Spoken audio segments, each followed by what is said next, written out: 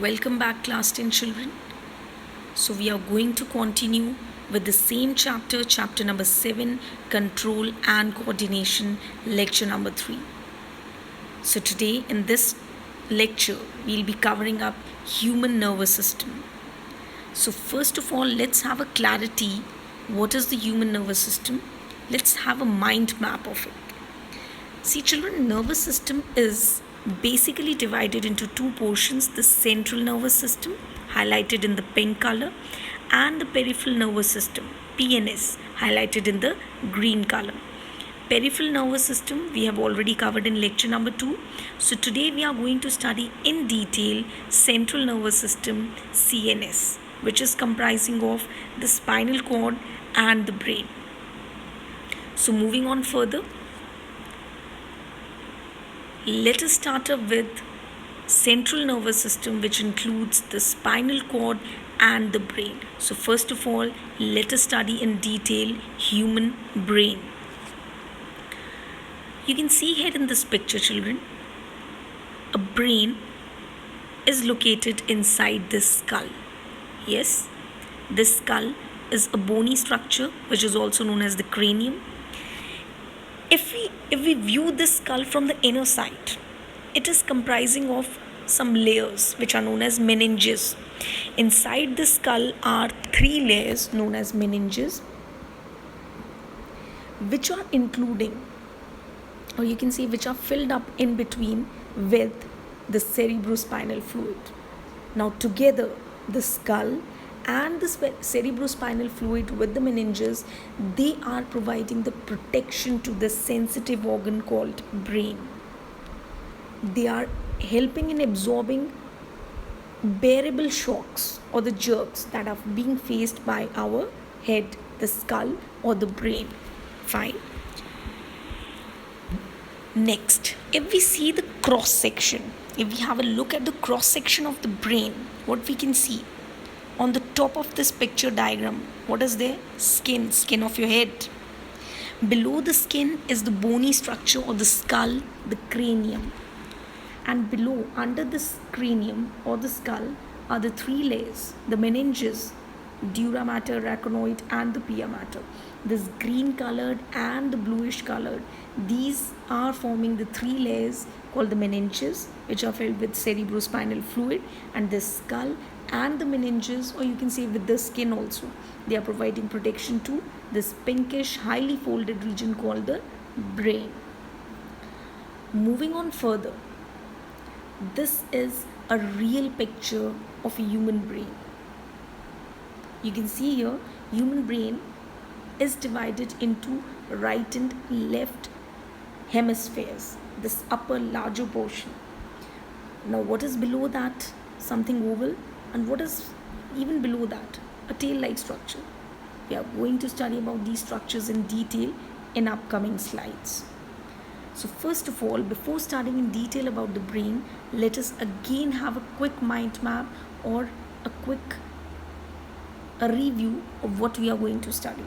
These mind maps are very helpful in recapitulating the things, whatever we have done earlier or we are going to do. Your brain, children, it is divided into forebrain, midbrain and hindbrain. Your brain is divided into 3 portions: forebrain, midbrain and hindbrain. Remember, forebrain and hindbrain are divided further into 3 categories, 3 segments, but midbrain, which is smallest portion, it is not divided further. So forebrain is divided into cerebrum, olfactory lobes and diencephalon.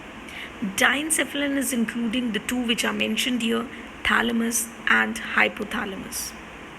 Hindbrain is divided into 3 portions. Minded children, it's cerebellum, not cerebrum. Cerebellum, pons varolii and medulla oblongata. So you need to remember this to understand further. So let us go in detail. Before going in the detail, you should also know now where actually these 3 portions are located.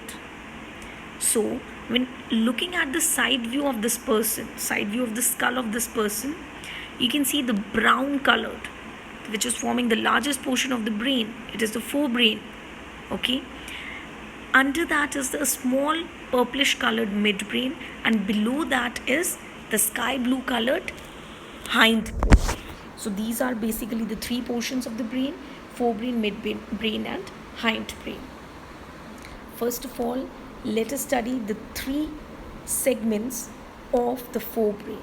As I'm explaining, you'll keep an eye on the diagram given over here. If you look at the brownish portion, this is forming the largest portion of the forebrain called cerebrum. If someone asks what is the largest portion of the brain, it is actually the cerebrum, which is a part of forebrain. Okay, so forebrain is divided into cerebrum, olfactory lobes, and diencephalon. Cerebrum is the largest part of the brain, which is brownish colored right now in this picture. If you see in the center, a little bit to the left side, a royal blue colored structure is visible. This is olfactory lobe, which is responsible to relay the sense of smell, to perceive and relay what you have smelled. And if extreme in the center, you can see there's a light blue colored structure called thalamus. On its right is the pink colored structure called the hypothalamus. So thalamus and hypothalamus, light blue and pink colored structure together, are known as diencephalon. And what is their job? Very simple. Thirst, hunger, fatigue, sleepiness, asleepness, all these are being controlled by this diencephalon. Moving on further, your cerebrum, which is the largest portion of your brain, it is also including the senses. Okay, cerebrum, it is performing the function of thinking, reasoning, logical reasoning, or you can say the speech, whatever you are speaking, whatever you are responding to your teacher or your friends, or whatever the senses are being received and produced by your body, whatever the work is being done by your sense organs also, that is being controlled by cerebrum. So what are the major functions of the cerebrum? First of all, it is the largest portion. Then the functions, it is controlling your thinking, intelligence, and senses also.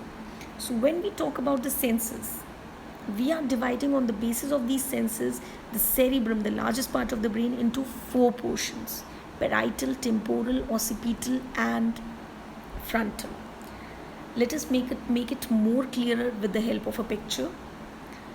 If you see in the front orange portion, which is almost under your this forehead, this orange portion is the frontal lobe, which is responsible for your thinking. At the side, the green colored portion is the temporal lobe, which is responsible to control your auditory region. आपने क्या सुना, वो जो सुना उसको समझाना, that is your temporal lobe job. At the back is your yellow colored portion, occipital lobe, which helps in understanding the vision. Whatever you have seen, it will display you that yes, you have seen a tree. Right now you are watching the brain. And in the center, the blue colored portion is parietal lobe, which is including all other sense organs like touch, taste. Okay, so these are covered under parietal lobe. The theory portion of these four lobes I have covered in this slide. What are the four lobes? Frontal, temporal, occipital, and parietal lobes of the cerebrum, which is the part of the forebrain. Moving on further is the midbrain. Midbrain, I shared you in my first picture that yes, in which there was a side view of a person. The purplish colored portion was the midbrain, which is the smallest portion, and it has what it has the function as. Just keep your hand on your head, now on your neck, and now on your trunk. So the reflex actions, the sudden actions produced by your head, neck, and the trunk, only for the vision and hearing, is controlled by midbrain. जो आपने देखा, जो आपने सुना, और उसके according जो reflex actions हुए आपके हेड, नेक एंड ट्रंक में, they are controlled by mid brain. Next is hind brain. Again, you'll keep an eye on the picture, the diagram, and I'll be explaining. Hind brain is divided into three major portions. Cerebellum. You can see here on the bottom, at the bottom, cerebellum. The yellow colored portion is the cerebellum, which is controlling your posture. It is maintaining the balance in your body. Like if you're sitting, how you're sitting straight, why you're not falling down. You're standing, you can stand straight for many minutes or hours also. You can ride a bicycle very straight. You can even run zigzag, still you will not fall. So all this is being controlled by cerebellum. Then comes the brownish tail-like region. This brownish region has two swellings. The upper swelling is known as pons veruli, which is controlling few aspects of respiration. Means ये कुछ हद तक respiration को control करता है, not completely. And below this is the second swelling called medulla oblongata, which is performing some major operations, major functions, like controlling the heartbeat rate, your blood pressure, then your respiration, and few minor ones also like salivation or vomiting. Next is your spinal cord. Brain has finished now. Spinal cord, children, it is a rod-like structure which is running from your medulla oblongata up to your waist region and in the back. Okay, just touch your back right now. You must be feeling something hard, bony structure in the center of your back. That is inside that bony structure is your spinal cord. Now this rod-like structure, it is covered again by three meninges, same like the brain, which is filled with cerebrospinal fluid. And this spinal cord covered with the meninges, it is running between a canal. एक लंबी सी canal है, ठीक है, running from your medulla up to the waist region. In this canal is your spinal cord, and this canal is further surrounded by small vertebrae. When you touch your backbone, your vertebral column, you will feel some small pointed structures in your vertebral column. They are the vertebrae, bony vertebrae, which are protecting your spinal cord and helping your trunk region to move forward, backward, or sideways. This spinal cord is giving rise to the spinal nerves, and these nerves are moving throughout the body except for your head region. So if we describe these nerves also, we again have to talk about the peripheral nervous system, which is including two types of nerves, cranial nerves and spinal nerves. The nerves which are arising only from your head region, means brain, okay, they are the cranial nerves, and they have 12 pairs.